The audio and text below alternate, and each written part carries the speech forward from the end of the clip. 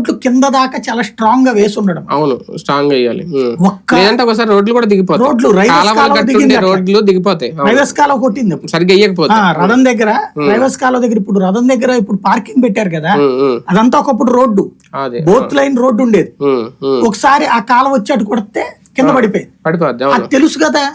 దాని వల్లనే మనం రథం సెంటర్ ఇదివరకు అయితే రెండు వైపులా కొన్ని వందల లారీలు ఉండే రోజు, బస్సులు సిటీ బస్సులు రథం సెంటర్ నుంచి తిరిగాయి. ఇప్పుడేమో మనం హైవే మీద నుంచి తిప్పుతున్నాం. ఇదివరకు రథం సెంటర్ లో మెయిన్ రోడ్డు మీద నుంచి తిరిగాయి, రెండు వైపులు అయినది. ఈ కాలువ వచ్చి కొట్టింది రైల్వేస్ కాలువ, అది పడిపోయింది. ఆ తర్వాత ఆ రోడ్డు వేయాలంటే ఆ స్థాయి ఖర్చు అవుతుందని 100 కోట్లు ఖర్చు అవుతుంది ఆ కొంచానికి, అర కిలోమీటర్ కొట్టుకుపోయింది అనే భయంతో శాంతం ఆపేసి కూర్చున్నారు. ఇప్పుడు ఇది కూడా అంతే, అట్లా చేసేసి వదిలేస్తున్నారు. ఇప్పుడు దానికి శాశ్వత పరిష్కారం కావాలంటే ఒకటి, అది 17,500 క్యూసెక్కులు అన్నటువంటి దాన్ని ఇప్పుడు ఏదో నిమ్మల రామానాయుడు గారు చెప్తుంది 30,000 క్యూసెక్కులు అని.